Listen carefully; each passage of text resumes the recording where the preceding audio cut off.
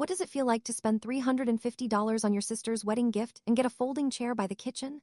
I'm Sloan and I'm 29 years old. I work as an illustrator. I live in a quiet town in western Massachusetts. My whole life, I felt like a ghost in my family. I was always one step behind my sister Myra.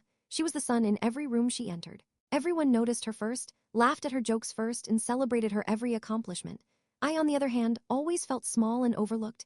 At her wedding, it reached a breaking point. They placed me on a metal folding chair near the kitchen like I was some caterer who had wandered off course. Meanwhile, cousins I hadn't spoken to in years sat at round tables near the dance floor. I walked out that night feeling hollow and furious. 10 minutes later, I saw Myra crying in the parking lot. Her perfect makeup was smeared and she looked devastated. For once, everyone could see what I had felt my entire life. I was done being invisible. I was done letting everyone treat me like I didn't exist. This is the story of how I finally stood up for myself. Growing up, Myra was the golden child of the family. She was 2 years older than me. She earned the best grades, won speech competitions, and always seemed to command every room she entered.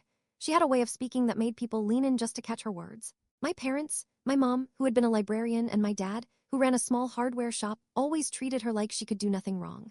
Me, I was the quiet one. I loved drawing in my notebooks and dreamed of attending art school someday. My parents, however, wanted me to choose something practical like bookkeeping. When I finally pursued illustration, they called it a side project. Even after I moved out at 19 and built a freelance career from nothing, they never took me seriously. At family cookouts, my mom would ask, "Sloan, when are you getting a real job?" Meanwhile, everyone cheered Myra on when she got a promotion at her marketing firm. Myra and I were never especially close. She would come over to plan mom's birthday dinners or dad's retirement party and always stole the spotlight. I would help hang streamers, arrange chairs, or do whatever was needed, but it felt like I was just another piece of furniture. Useful, but invisible. I tried not to let it hurt too much. I focused on my clients, my art, and my own small world. But it still stung when every family story seemed to revolve around Myra. When she got engaged to her boyfriend Cole, a real estate agent with a perfect smile, it felt like the whole town was cheering. One evening at our parents' Thanksgiving gathering, Myra proudly announced her engagement. She showed a video of her ring sparkling like a small sun. My aunt sobbed, my dad hugged Cole, and I sat there forcing a grin. I had spent all morning baking a cake for the dessert table, but nobody even mentioned it. From then on, everything became about Myra. My phone buzzed constantly with group chat updates, dress fittings, catering tastings, photos of the barn venue they had booked. My mom called every week, but it was always about Myra. I tried to share my illustration projects, but she would quickly steer the conversation back to wedding plans.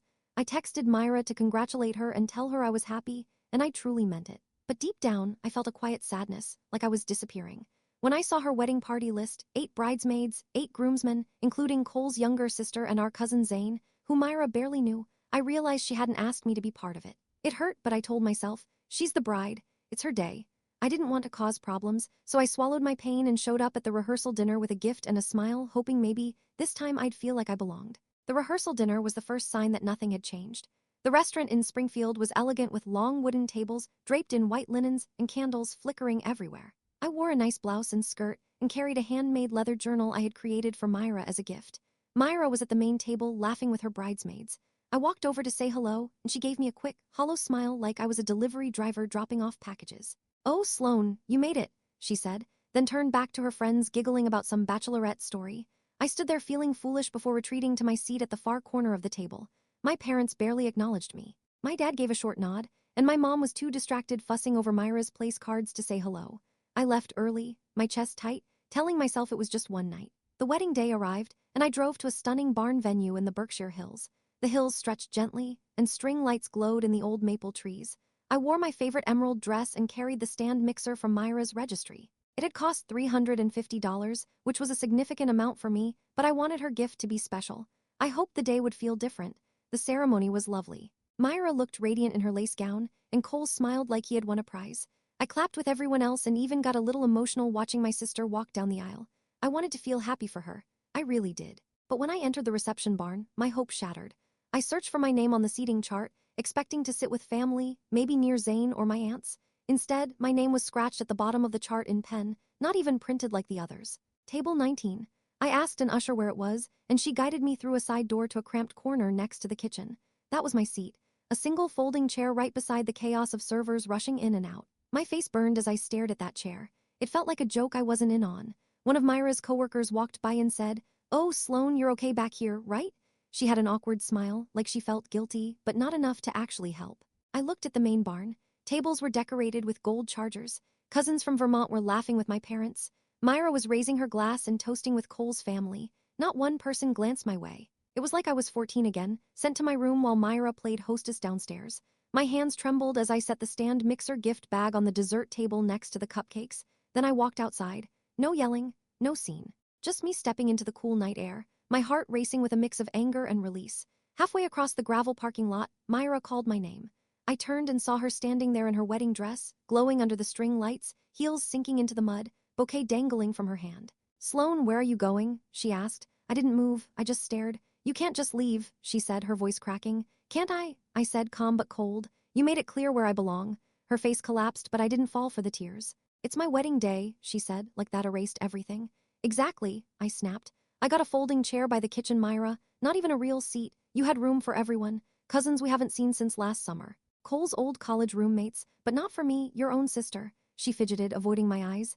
"It wasn't like that," she said. "We ran out of space." I laughed bitterly. 22 tables, Myra, I counted. "You had room for 200 people, but not for me." She didn't answer. Her silence was louder than any excuse. That's when it hit me, not just the chair, but every Christmas when my gifts went unopened. Every family dinner where my stories were drowned out by her latest news. Every birthday where my efforts went unnoticed. "I've been invisible to you my whole life," I said, my voice steady but sharp. "You get the spotlight, and I always let you have it."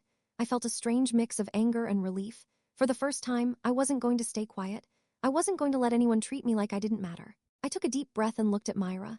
"I'm tired of being the shadow. I'm tired of hiding. I deserve to be seen too." She opened her mouth, but I didn't wait for her answer. I turned and walked away, letting the cool night air wash over me. Each step made me feel stronger. For the first time in my life, I wasn't invisible.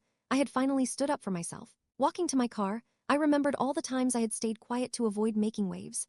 Every holiday when my gifts were ignored. Every family dinner where my stories didn't matter.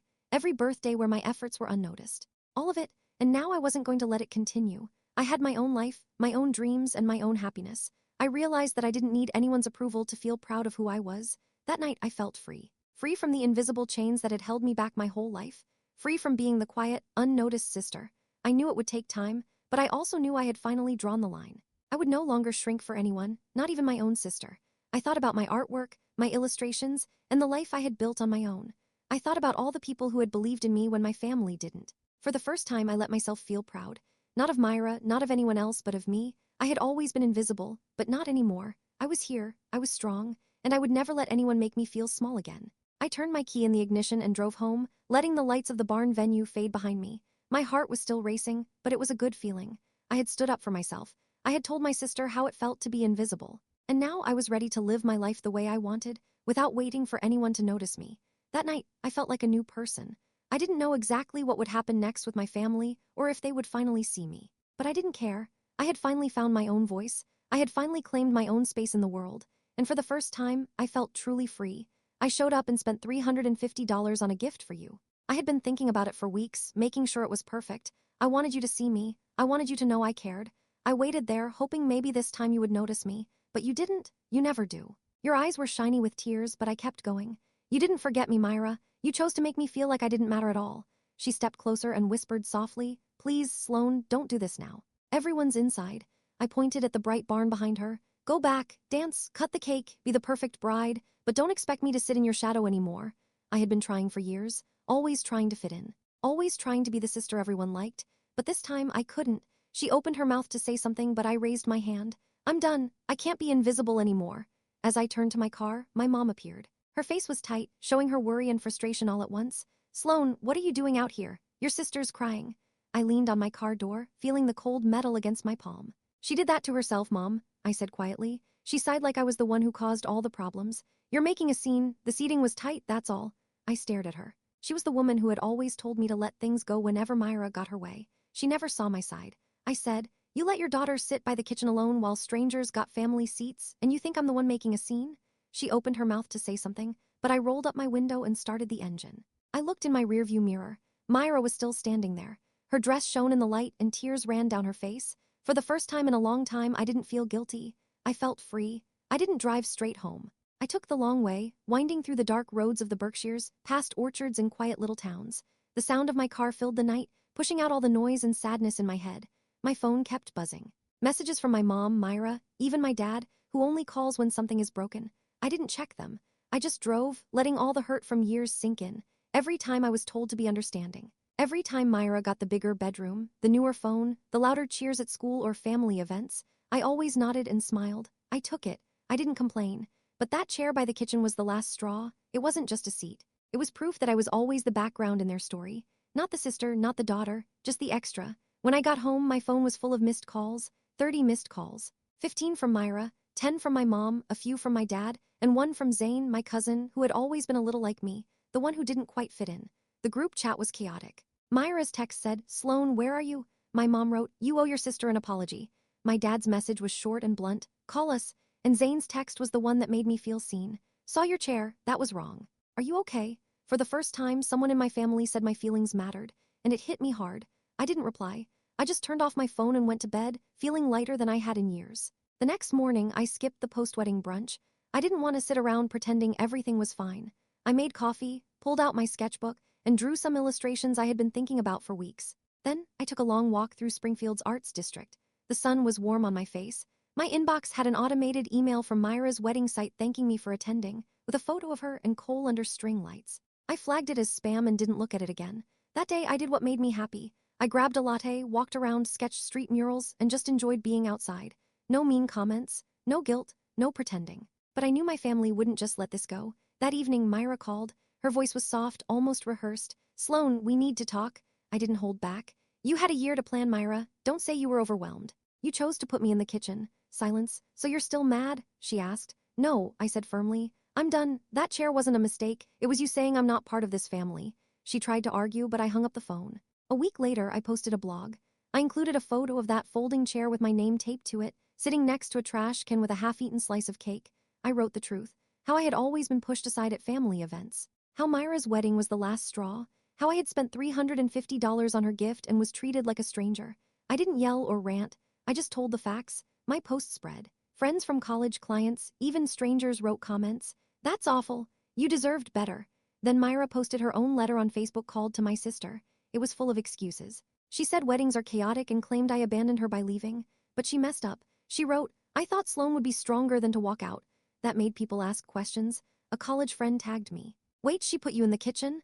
I sold an article to a wedding blog. "How to ruin your wedding with bad seating." It explained my chair, her ignoring me, everything without using names. It went viral. Reddit, forums, even a BuzzFeed listicle. Myra became a meme. Her head table photo was cropped to show a blurry guest sitting on a folding chair. The fallout wasn't just online. Myra deleted her Facebook. Zane texted me. "Myra's locked herself at home. Mom's losing it." I didn't reply. I was too busy living my life. I threw myself into my art and got a spot in a Springfield gallery show. My pieces, bright and abstract, showed how it feels to be unseen. They sold faster than I expected. One painting, called Empty Seat, showed a folding chair against a shadowed barn. People didn't need an explanation.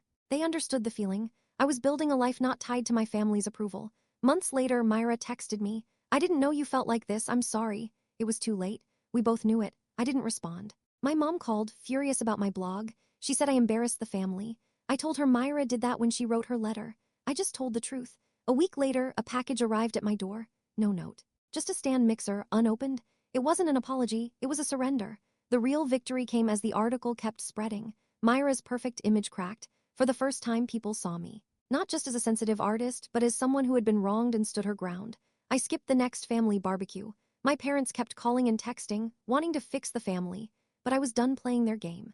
I had spent years trying to fit into a family that didn't make room for me. Now I was creating my own space, my own life, my art, my friends, my peace. I wasn't angry anymore. I was free.